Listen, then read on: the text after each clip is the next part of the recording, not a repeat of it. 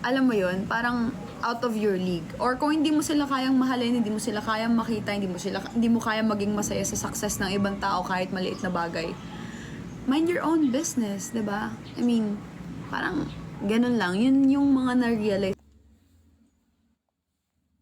Which is I agree kasi yun naman talaga ang alam kong tama or dapat na hindi ka makialam sa ibang tao or kung hindi mo kaya maging masaya, bakit?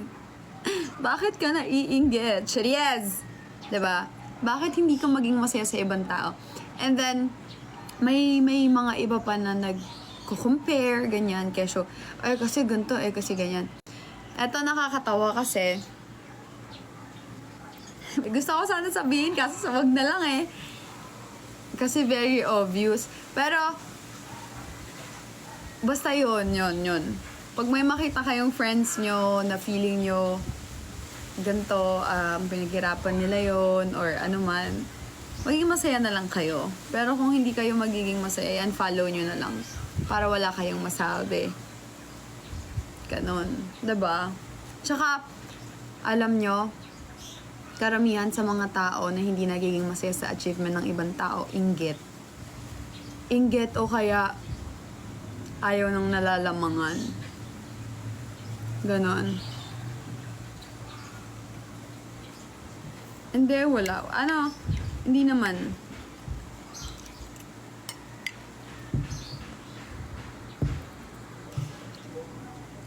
Hindi. Ay, thank you, Lorena. Thank you for the stars. Nakakamatay talaga ang inggit.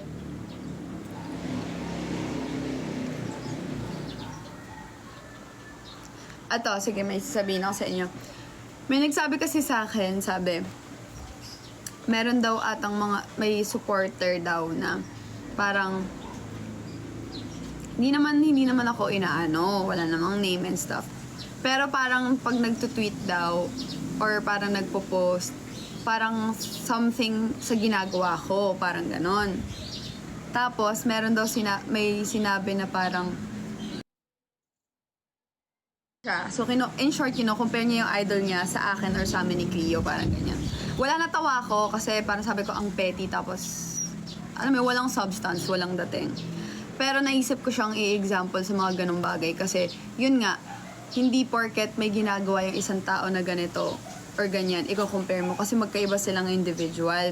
Natawa ko kasi, sabi niya, parang, hindi ako yung sinasabihan pero yung nagsabi sa akin parang ang dating parang feeling daw nila ako daw or kami daw yung ganyan tapos natawa ako dun sa pinost niyang photo basta sobrang nakakatawa talaga siya tapos sabi niya ayoko sabihin yung exact terms pero parang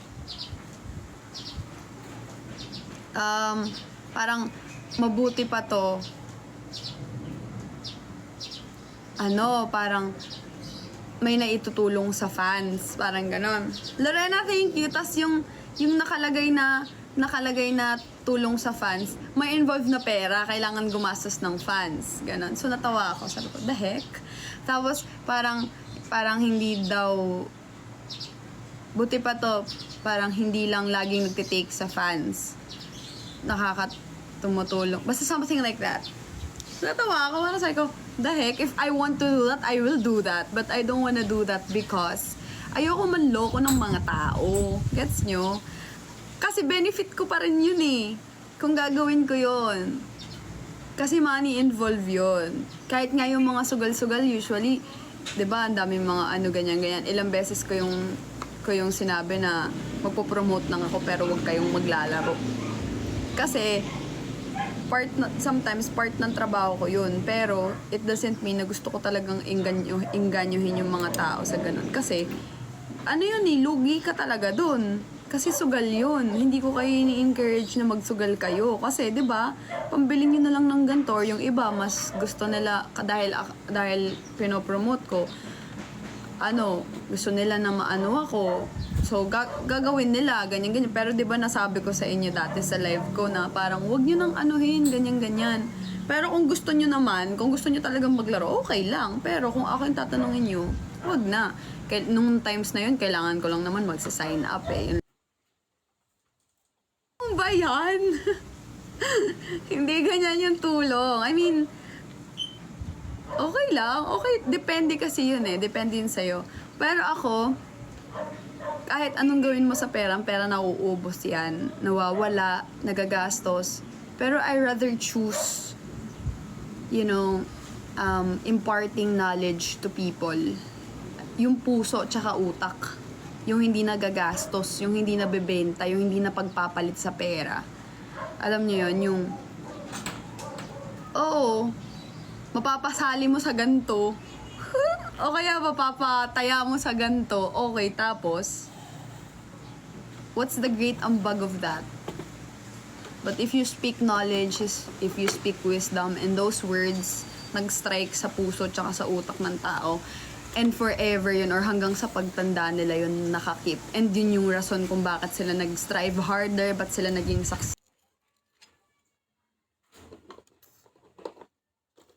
Na-motivate, yun ang hindi mapapalitan ng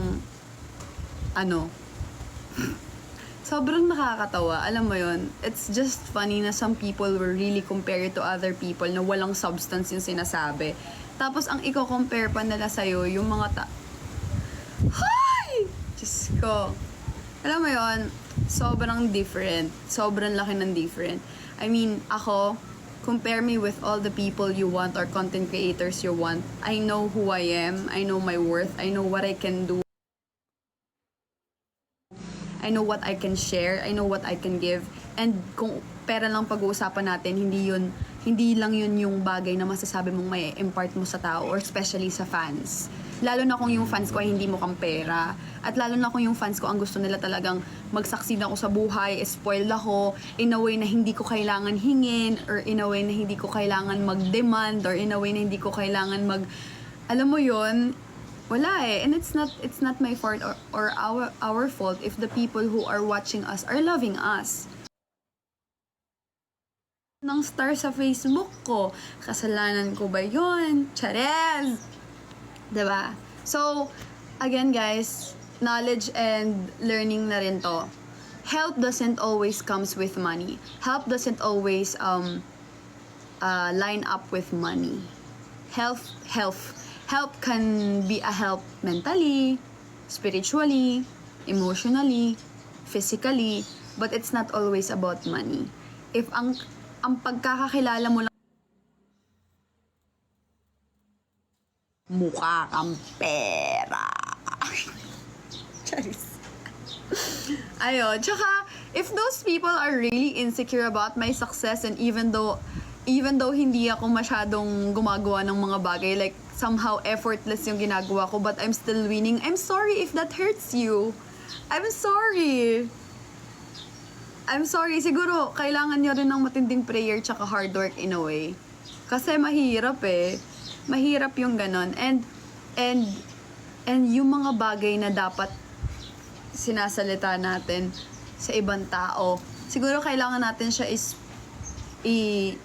i-self-check if bakit kaya ganun yung naiisip ko sa kanya or nafe-feel ko kapag meron siyang success. Ayoko ba siyang maging successful? Ayoko ba siyang maging magaling sa ginagawa niya? Or talagang hindi mo ina-acknowledge na yung tao na to magaling talaga or deserving talaga or ganito talaga? Or maybe pwede kaya din o kaya asyumera din or asyumero din. Alam mo yun? Well, I do believe that